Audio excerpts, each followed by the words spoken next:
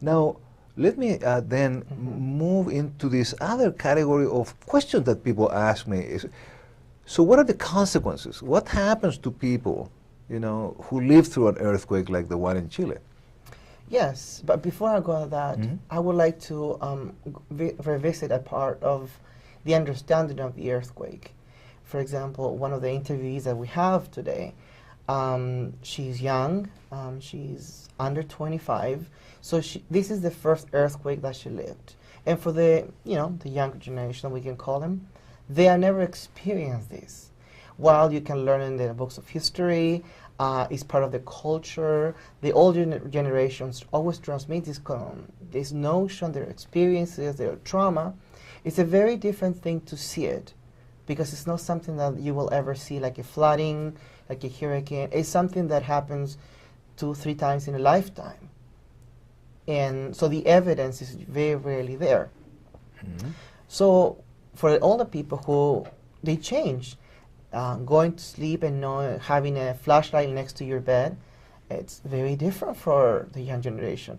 Having water, not because mineral water, like she explained, another interviewee, she's an older person, having water next to them, not just because they want to feel thirsty at night or it's convenient, it's a necessity. It's living in fear, in constant fear that this might happen again. And those who experience this, the younger generation, the older, a very important and pressing factor that makes an earthquake very different is after an earthquake there are aftershocks. A hurricane comes and goes. The destruction could be massive, but when it's gone, it's gone. A flooding, the destruction could be major, but once it's gone, it's gone. An earthquake is a major movement that someone will experience. But until they are, first of all, confirmed through the media, the news, that that was the earthquake, people might think this and expect that a bigger one is coming. On the other hand, even when they know that there was the big one that came, there are several aftershocks. So the earth keeps moving, the buildings keep crumbling, people keep getting injured over and over again. And it's not a matter of hours, but it's a matter of days, weeks, and in this case, over a month. And some of them are extremely strong. The earthquake in Chile was, over 8 point. But several of the aftershock, even some of the aftershocks were over 7 point some. And that qualifies as another earthquake. Consequently, it's not something that comes and goes, but something that stays, and it continues to disrupt the lives, the buildings, the communications of everybody around, and there is no certain end. It's not like a flood when, even though it could be very destructive, the water starts to subdue and lower the level little by little. Every hour that goes, the water keeps going away, draining or disappearing. A hurricane, when passes by, will go further and further away. The earthquake continues to produce destruction over and over again and indefinitely. In addition to that, the replicas doesn't really let you forget. They are a constant reminder of what happened and of what may happen, as Angelo clearly pointed out. So how does that affect the psychological well-being of the individual, for example? Probably that's the most important aspect to understand about an earthquake, is the mental health aspect of the people who go through this traumatic experience. And that's a major thing. Although a flood could be extremely damaging, although a hurricane could be as damaging as an earthquake, the mental health effect of an earthquake imprints in the minds of the people, and regardless of the level of trauma, will not allow them to forget because of the aftershocks. The aftershocks will be the continued reminder of what happened, stronger, lighter every time, but they will continuously reminding people, and in this case over a month, of what it was, what it could have been, and still how bad it can get. And what are the most common consequences then of all these reminders, of all this experience of not being able to forget? There are serious consequences for the people's life, for the psychological capacity to adjust, to overcome, and it's a serious challenge to the resilience of the individuals.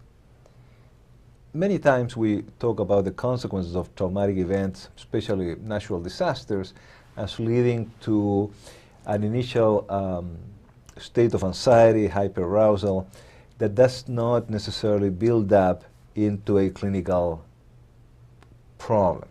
Yes. For example, many people will talk about a normal stressful reaction or stress reaction, a normal anxiety reaction, and then if it goes beyond what is considered an acceptable response to disaster, we will talk about acute stress, and then of course if it continues for more than a month, we will start talking about post-traumatic stress disorder, which by the way can occur even weeks, months, or years after the actual disaster. But we all know somewhat about these disorders. What I would like to ask Angelo is there a different way to look at these consequences of the disaster from a multicultural or even a Chilean perspective?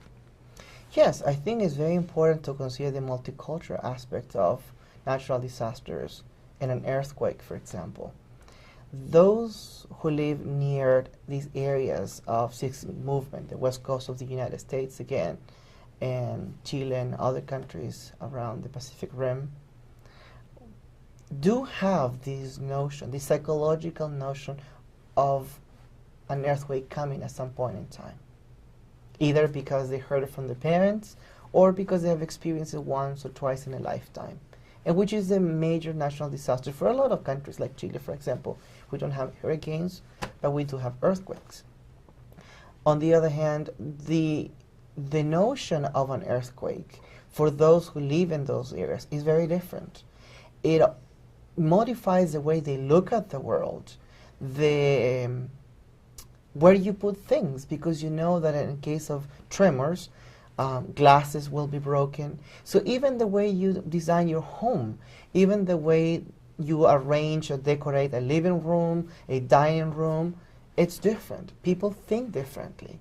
They try not to block doors, not for the aesthetic point of view, making a room bigger. In Chile, we always talk about not blocking the doors because of an earthquake, we need to run. So even from the point of view of decoration, but then we have a word in Spanish which is not, as many of you who know another language know, that certain things cannot be translated, just interpreted.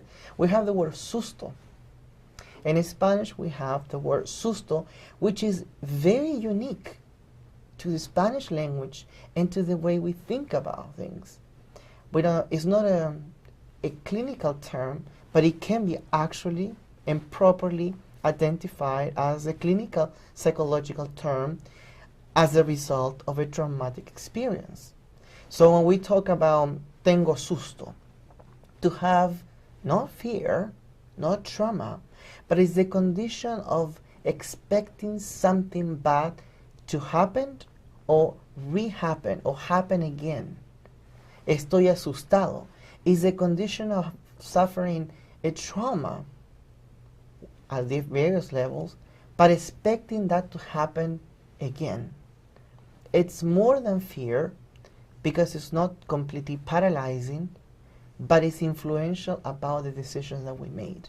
When we are asustados, estar asustado is a condition of thinking what we do or we do not do as a result of these. And it could be a form in a multicultural point of view probably of a post-traumatic stress disorder. So the word susto, the state of being asustado, which is a very Spanish word, untranslatable I think in English language, allows us to explain, nonetheless, anyone who speaks Spanish will be able to understand the concept because at some point in time they have been asustados.